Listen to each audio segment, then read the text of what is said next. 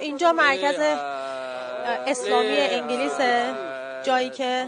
عده‌ای سازماندهی شده، همونطور که می‌بینید شیعیان حامی جمهوری اسلامی اینجا جمع شدن تا مقابل رسانه ها وایسن که خبری از اینجا منتشر نشه و اینها عده‌ای هستن که در واقع از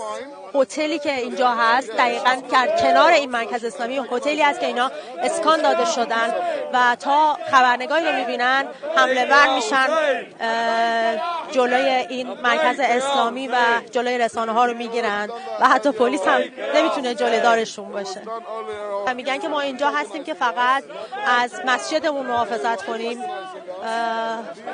و رسانه ها دشمن ما هستن و رسانه ها دستور حمله به مرکز اسلامی رو دادن.